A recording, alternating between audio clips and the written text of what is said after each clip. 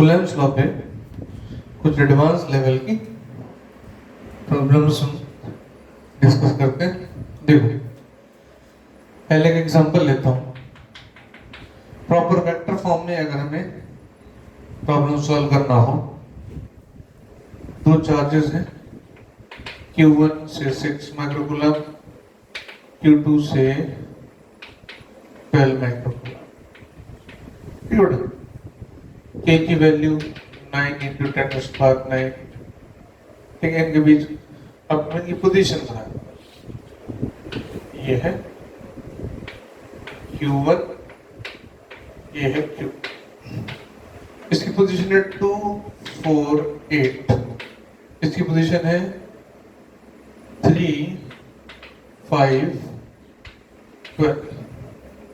ठीक है, coordinate shows, ये R1, ये R2 और ये R। अब तुमसे पूछा जाता है F12, F21, कुछ भी निकाल दो इन वेक्टर फॉर्म।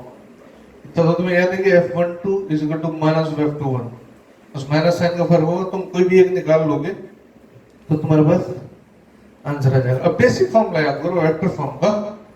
वो बेसिक फॉर्मूला क्या था?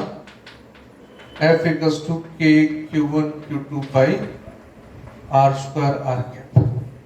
अब मैंने उसमें ऐसा बताया था, ये जो R है ये वेक्टर R है, R plus R1 is equal to R2। Maths में जब वेक्टर आएगा तो उसको सीधा भी पढ़ा जाएगा। मतलब कोई पॉइंट है, हमें R चाहिए, ये पॉइंट A, ये पॉइंट B, ए भी वेक्टर को मैंने R बोल दिया, ये R होगा। यहाँ कुछ नहीं करना, बस इसकी वैल्यू रखना। R2 तुम्हें पता है कितना है? 3i cap. R equals to R2 है 3i cap plus 5j cap plus 12k cap, और R1 है 2i cap plus 4j cap plus 8k cap. अब जो R है वो दोनों का डिफरेंस है R2 माइनस R1, ये हो गया i cap plus j cap plus 4k cap. Mod of R भी निकाल लेते हैं, root of 1 square plus 1 square plus 4 का square, 16 plus 1 plus 1 root of 18। 18 को 9 इंटू 2 भी लिख सकते हो, तो बन जाएगा 3 रूट, ये मॉड R है। अब यहां से R कैप भी निकाल सकते हो। R cap is what? R upon mod R। ये हो गया i cap plus j cap plus 4k cap upon 3 root. R का स्क्वायर या मॉड R का स्क्वायर एक ही बात होती है। ठीक है, R कैप ये रहा, R का स्क्वायर या मॉड R का स्क्वायर, मतलब इसका स्क्वायर कर दो, रूट हट जाएगा, 18 आ जाएगा। अब मेरे कहने का मतलब ये हो गया कि ये हो गया Q1 हो गया 6 माइक्रोकूलम, Q2 हो गया 12 माइक्रोकूलम अपॉन ये R कैप इधर रख दोगे, ये R मॉड R का स्क्वायर या R का स्क्वायर। ऑलराइट, तो वेक्टर के क्वेश्चन हो, वेक्टर फॉर्म को मैं बताई, वही लगाना और कुछ नहीं करना। इसलिए इतना घबराने की जरूरत नहीं होती। बच्चे अगर वेक्टर फॉर्म से बहुत परेशान होते हैं, ध्यान से देख लो, ये 2 लेक्चर्स 10-10 मिनट के, तो मैं अच्छे से वेक्टर वाली बात समझ आ जाएगी। दूसरा जो एक प्रॉब्लम है, एक सेक्शन होता है इलेक्ट्रोडायनेमिक्स। जैसे तुमने पूरी मैकेनिक्स 11th क्लास में पढ़ी है, जितने भी मोशन है, प्रोजेक्टाइल मोशन, सर्कुलर मोशन, फिर फ्रिक्शन है, फ्रिक्शन से मोशन होती है, फिर उसका रोटेशन मोशन, जो भी मोशन हो उसमें तुम अगर ऐसा करो कि जो बॉडी है उसमें कुछ चार्ज लगा तो उसमें एक एडिशनल फोर्स, इलेक्ट्रोस्टैटिक फोर्स और जुड़ जाएगी, और उसको नाम दे देंगे हम इलेक्ट्रोडायनेमिक्स। अब एक सवाल है, बहुत सारे कई तरीके से बनते हैं, मैं एक छोटा सा सवाल ऐसे देता हूं कि एसएचएम का एसएचएम हम कहीं ना कहीं से रिड्यूस कर देते हैं। ये दो चार्जेस हैं, प्लस क्यू, इनके बीच का डिस्टेंस है 2a। वैल्यू भी लिख देता हूं मैं, plus Q suppose it is 60 microcoulomb. यहाँ पे एक चार्ज है माइनस क्यू नेगेटिव बीच में, ए बी और ये पॉइंट ओ। इस क्यू की वैल्यू है माइनस ऑफ 4 माइक्रोकूलम, छोटा चार्ज मान लेते हैं, ठीक है भैया। अब क्वेश्चन ये आता है कि ये बताओ कि अगर मैं इसको थोड़ा सा डिस्प्लेस करूं, distance x far less than a, तो उस कंडीशन में ऐसा सवाल आता है, प्रूव दैट इट परफॉर्म्स। इधर में ये भी फिक्स्ड है और ये भी फिक्स्ड है, सिर्फ ये स्मॉल क्यू जो है माइनस क्यू ये मूव कर सकता है। और ये बोला है कि अगर इसको x डिस्टेंस पर हम इधर डिस्प्लेस करते हैं, इट परफॉर्म्स SHM, और SHM का टाइम पीरियड और निकालना है। अब ध्यान दो, अगर मान लो ये माइनस क्यू यहाँ पे आ गया तो ये इसको खींचेगा इधर फोर्स F से, ये डिस्टेंस मान लो जो भी आएगी यहाँ से भी सेम होगी, ये चार्जेस भी सेम है, ये भी इतने ही अमाउंट ऑफ फोर्स से, इन जगह वेक्टर इसलिए मैं इसको अलग अलग कर देता हूँ। हालांकि F1 और F2 का मैग्नीट्यूड जो है वो सेम होगा, इसको मैं F लिख। अब ये ध्यान देने वाली बात ये है, मैं इधर सब रहता हूँ, इस पर इधर फोर्स F, इधर भी फोर्स F, ये एंगल थीटा, तो ये भी थीटा होगा,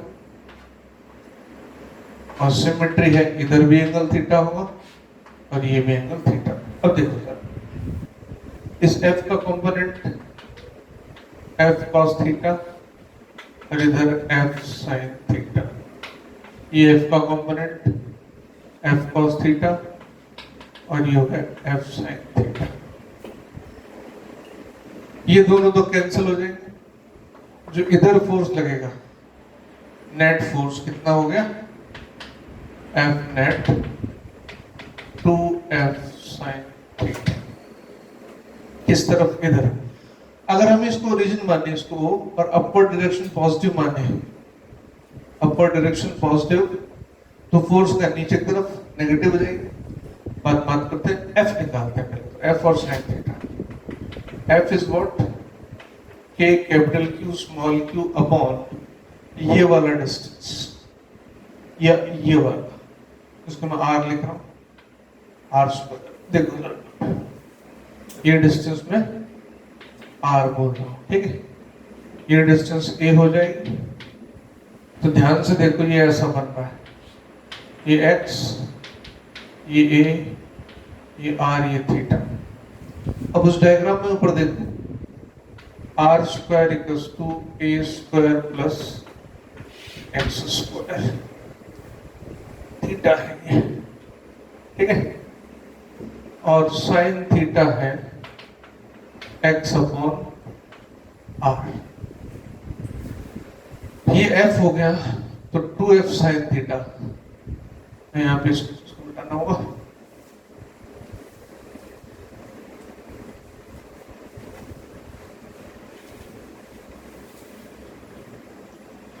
F नेट हो गया 2 into K small q R square sine theta x by R। F net 2KQ small q x upon R cube.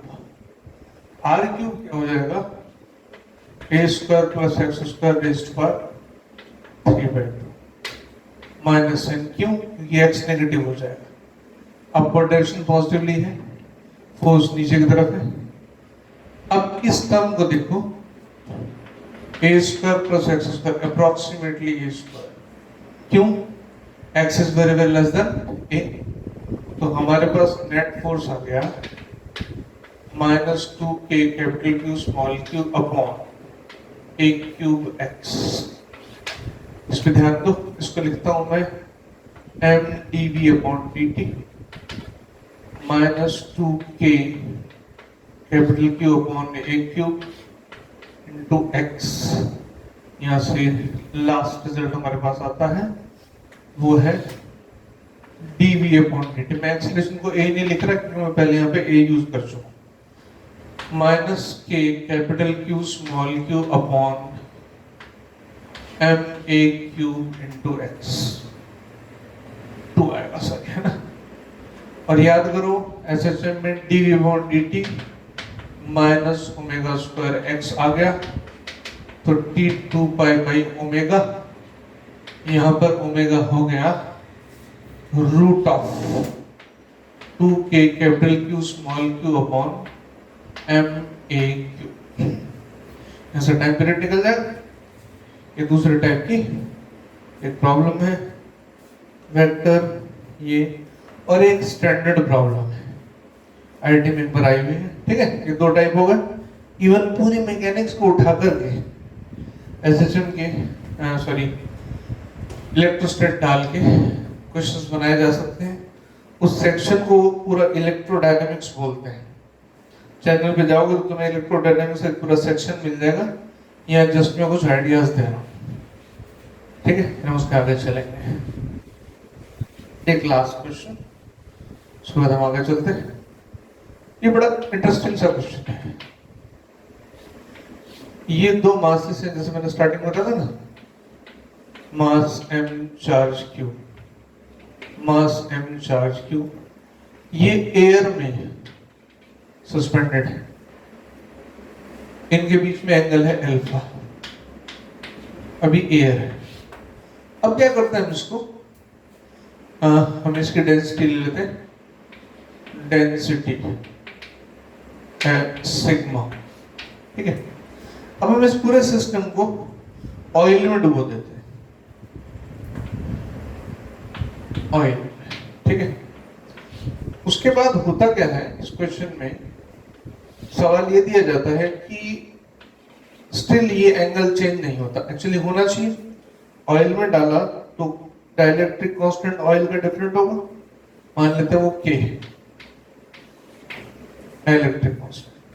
तो दोनों के बीच में रिपल्शन फोर्स चेंज होगा, तो ये एंगल चेंज होना चाहिए। लेकिन क्वेश्चन में दिया है कि वो चेंज नहीं होता, और जो ऑयल है उसकी डेंसिटी है रॉ, ऑयल की डेंसिटी, ठीक है।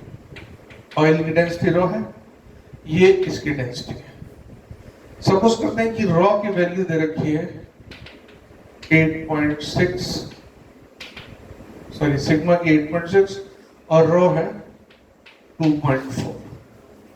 क्वेश्चन इसमें पूछा जाता है कि के की वैल्यू बताओ, और कुछ नहीं दिया, ना मास, ना चार्ज, ना स्ट्रिंग लेंथ, ना एंगल, कुछ नहीं दिया हुआ, सिर्फ इतना बोला हुआ। तो इतना अगर हम सॉल्व करेंगे तो इतने को सॉल्व करने के लिए पहले एक बात समझो, जैसे मैंने बताया था, तुम्हें याद हो, ये टी, ये alpha, T cos alpha, T sine alpha, याद कर लो अच्छे से। T sine alpha upon T cos alpha, F E upon M G. ये हो गया 10 alpha small K Q by जो भी डिस्टेंस होगा टी स्क्वायर एम जी। इनके बीच का डिस्टेंस ये वाला, इसको मैं डी मान रहा हूं, और के ना लिख के मैं यहाँ पे लिख देता हूं small Q capital Q 4 pi epsilon naught M G T square 10 alpha. दूसरे केस में भी जो 10 अल्फा आएगा वो एफ ई डैश, अब फोर्स चेंज हो जाएगा, upon M G minus F P. ये तुम्हारे लिए नई बात करेंगे। अब इस दूसरे केस में जब ऑयल में है तो इस पर एम जी फोर्स भी लग रहा है और ऑयल का फोर्स ऑफ बायसिंग, लिक्विड में बायस फोर्स लगता है ना ऊपर, volume of the substance, density of the liquid into g. तो अब सिचुएशन बदल गई, अब tan अल्फा आ गया F dash mg minus F B. अच्छा, mg हो गया v सिग्मा g, इसका मास m, इसका वॉल्यूम इनटू इसकी डेंसिटी, फोर्स ऑफ बायस हो गई v रॉ g। यहां तुम डायरेक्ट लिख सकते हो उसको। अब यहां पे tan अल्फा जो हुआ वो है एफ ई डैश। अब एफ ई डैश कितना होगा, एफ ई बाई के, याद करो, यानी यही क्वांटिटी सिर्फ यहां पर किया जाएगा, capital Q small Q upon 4 pi epsilon not के इनटू डी स्क्वायर, और जो mg है उसकी जगह क्या आएगा, mg माइनस एफ बी। अब यहां पर दोनों को कंपेयर करके हम k की वैल्यू फाइंड आउट कर सकते हैं। Try yourself.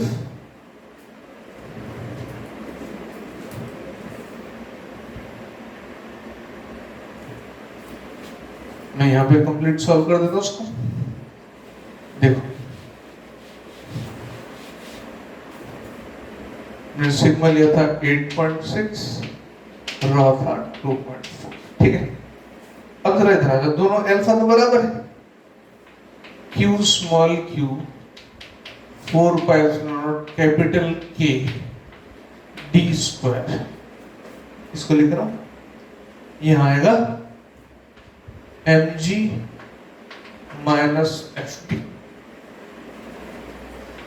mg minus F B, उस तरफ से capital Q small q 4 pi epsilon naught mg, m है v सिग्मा, ठीक है भाई।